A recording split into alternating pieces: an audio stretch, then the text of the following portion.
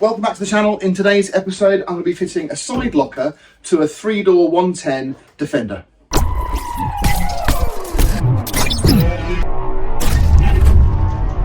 So if you've seen some of the other videos that I posted about the 300 TDI 110, you'll know that it's got some crash damage on one side. And there was a few different options I was playing with. One of them was replacing the whole tub, because I did get offered a tub to do that with, but it's just too big a job for me at the moment. We've got lots of other projects on. I could replace the wing, but again, I'm not that keen because it's a big job. And I'm spending money just to sort of make it exactly the same as it is, just a bit nicer.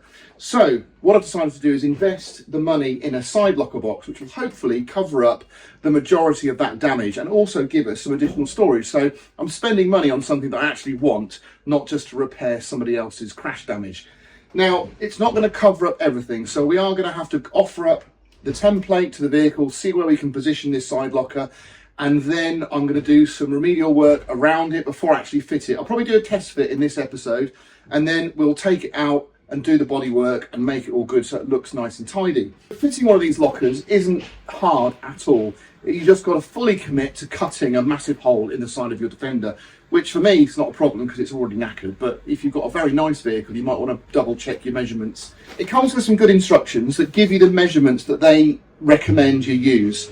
And that's all going to be fine, and you could mark it out that way. The only measurement I'm interested in is the lower measurement, so the measurement of the sill join that goes up, and that will position the locker, if you like, where it needs to be to get its support, because it doesn't come with an additional support bracket, which I thought it would, because some of the other ones I've fitted do have an additional bracket, which I might fit anyway, because if you're putting two full loads of, I don't know if this will fit a jerry can actually, it's too small. So that's probably why. So I don't think it's meant for really heavy loads like a military one where you can put your fuel cans in there. I think this is just for light additional storage. And if I look through these instructions, it'll probably give me a maximum load, I would imagine. Rather than draw on my vehicle with, put masking tape all over it, drawn around the bottom of the box, and that's given me a cardboard template. So what I'll do is I'll offer that up against the vehicle. Now, it tells you to move the locker 9 inches away from the door, which does work well, but my damage is a little bit further forward than that. So I'm going to try and position this as far forward as possible. But what you've got to look out for, what I've got to look out for, is the wheel box inside goes at an angle like this and across the top. So I've got to kind of fit it just where the angle is. And I'll show you the damage on the vehicle in a minute. You'll see, you can actually see the strengthening piece on the panel itself, and that gives me a really good guide as to where I can mount it. But I do want to get it as close into there as possible, just to cover up the damage. So let's have a look outside and see where we go. Okay, so you can see where we've got the damage on the panel itself. Now, this area here I can get to with my hammer to knock it out and reshape it, hopefully, because it sits above the seam. Look, you can see where these spot welds are, and that's for the top of the wheel arch box. So we need to actually position it underneath that, and I'll measure that from this point here. This is basically my locker. Now, I don't know if you can see, but there's a line that runs down here and that goes along here, and this is where my seat box comes to a point and actually leans forward. So what I need to do is try and get it in there as close as possible, something like that if I can. So it doesn't really get rid of much of the damage, because I was hoping I'd be able to put it there, but I can't. So I'll try and get it there, and then we'll sort this out. I just didn't want a whole mass of filler in here just to sort of start to crack like it has here. So I'll offer it up, measure it up, and we'll get going. The really important measurement is the gap between this line here and onto the panel. Now, it says it's got to be 2 1/8 inch, which in UK terms is 55 mil.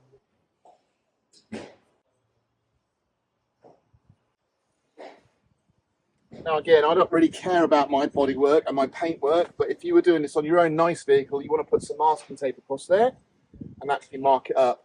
So we've got our bottom line. There. So that is where our locker's going to go.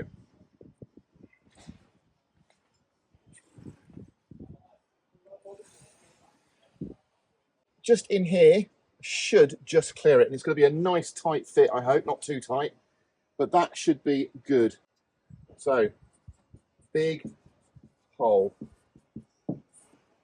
Let's do it.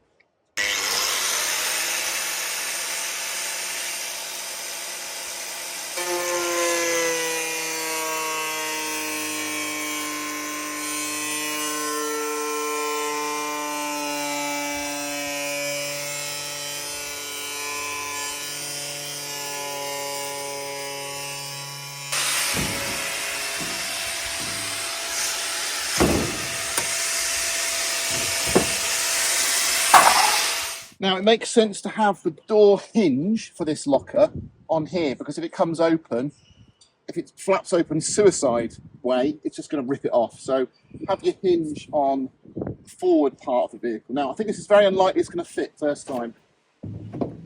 It does fit first time. Wow. That looks pretty good. So I think that's going to take your eye off all of this, but we will deal with this now and get it all buzzed back. But that looks cool.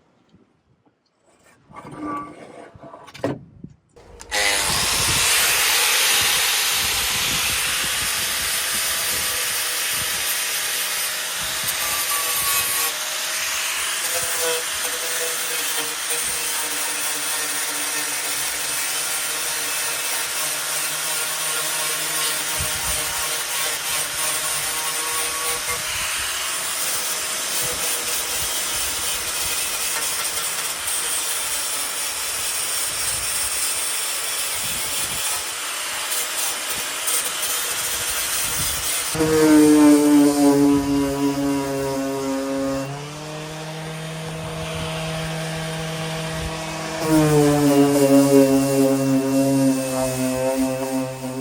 I've got the majority of the filler out. Now I'm going to try and reshape some of this, and then go inside and knock this out as well.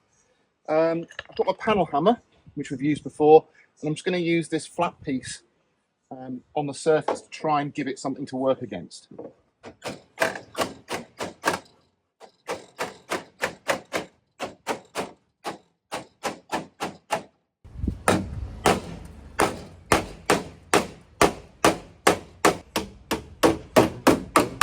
Try not to hit it too hard because I don't want to split the aluminium. Obviously it's better to be in than it is out, because then we can get a smoother, flatter finish. So I'm just going to go in here now and do that bit.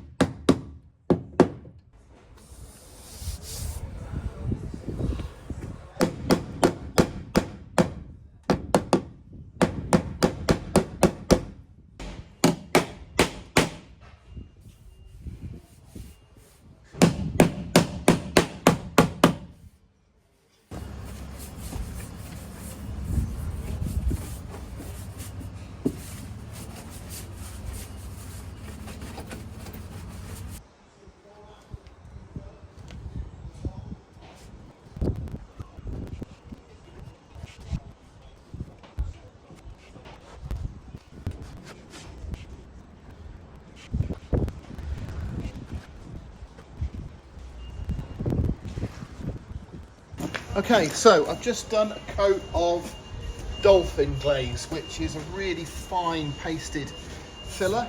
It's a top coat, so obviously I've got rid of all the little, hopefully little air bubbles. That's a much smoother finish. I can already feel with my hand that it's not perfectly flat, but then if I go like that, that's not either. So I'm relatively happy with that. So what I'm just going to quickly do now is go over it with a bit of wet and dry, just to get a nice smooth finish and get some of these gouge lines out. And then it'll need some high build primer. Well, it's a mucky job, but it's going well. So I've just added another little bit of Dolphin to the bottom corner because it was still a little bit rough. I'll get that smoothed off, and then the next thing I'm going to do is I've actually taken off the door cover, the lid, if you like, just those two bolts there, because the whole thing needs to be riveted in now. Now you wouldn't rivet this leading edge in where your door fits on. We're just going to rivet this on first, get it in place, make sure it's all secure. Then we'll obviously get the door positioned and riveted on as well. So it's all fitted with rivets. There's no bolts involved. but I'm going to offer it up today. I need to get some high build primer for tomorrow, but I can't really drive it like that. I've got to drive it today. So I'm just going to get this in with a few rivets today. And then we should be good to go. So probably tomorrow we'll do the high build primer, get it all finished off, get it offered up. It should look good.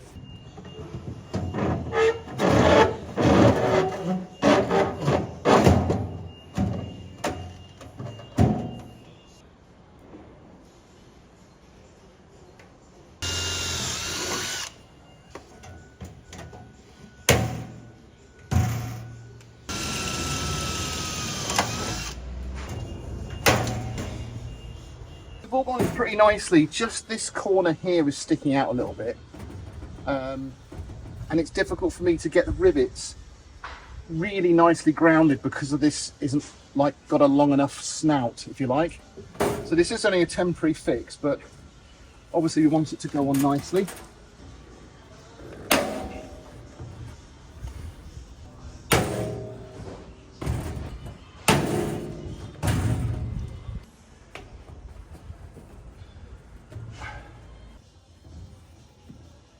Feels like a nice quality seal, to be honest.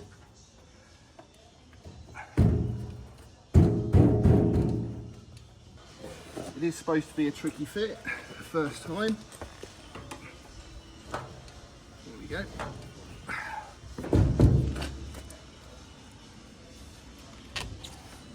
Oh, that's annoying.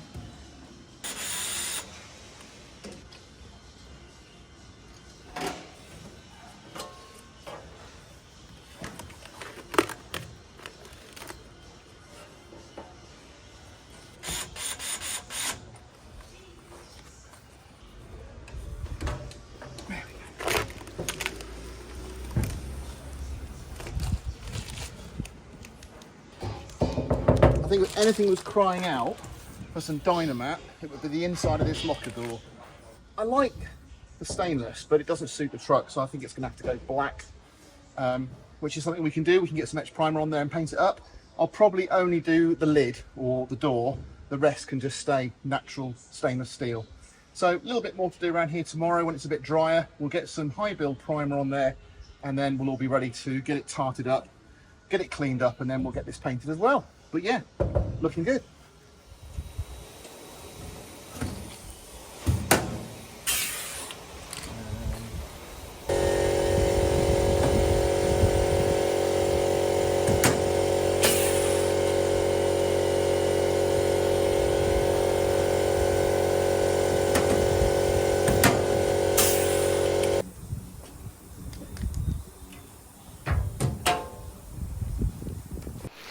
So it's not the perfect job, but it is very much an improvement, and I really love that side locker. So I haven't put the seal in yet, I just need to get that sorted, but all is in stainless still.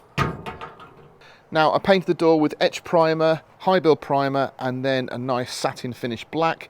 And what I've tried to do is, where we've done the repair, I've just done it a light coat of black, just to sort of hide any of the primer and any of the sort of the repairs, just to give it a blank canvas for somebody who wants to come in, and when they do the paint work on the whole vehicle, they can choose what colour they want. So while we were doing remedial work, I put some etch primer on the repair underneath that capping, put some high build primer on there, and I've just given it a little coat of matte satin black paint just to sort of tidy it up, and that's again ready for someone to do the final paint finish. I've also covered up my repair on there that we covered in the last episode.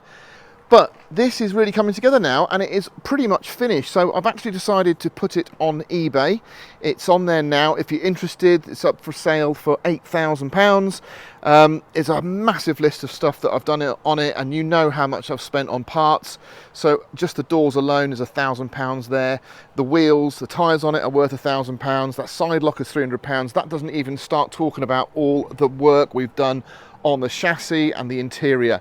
So there we go. If you're interested in the vehicle, you can go on to eBay or give us a shout, and £8,000 will get you this really solid base vehicle that you can just get painted in whatever colour you want. Do it yourself with a roller. And if you're interested in doing it with a roller, I'll just put a link above here on a really old video I did when I first got into Land Rovers, when I painted mine V8 110 that I took to Africa with a roller, and it came out really nicely. So check that out, and that might be something you would want to do. So I've saved another Land Rover Defender. That one is now ready to go. I'm really enjoyed the work on it, and it's a shame I can't keep it because I'd like it as a bit of an expedition vehicle. But spoiler alert, I think that is probably going to be the next vehicle that we build once we finish the 90. We're going to do an overland expedition vehicle, and it's going to be a lot bigger than this. So if you enjoyed the video, thanks very much. Give us a thumbs up if you want to, subscribe if you haven't, and I'll catch you on the next one.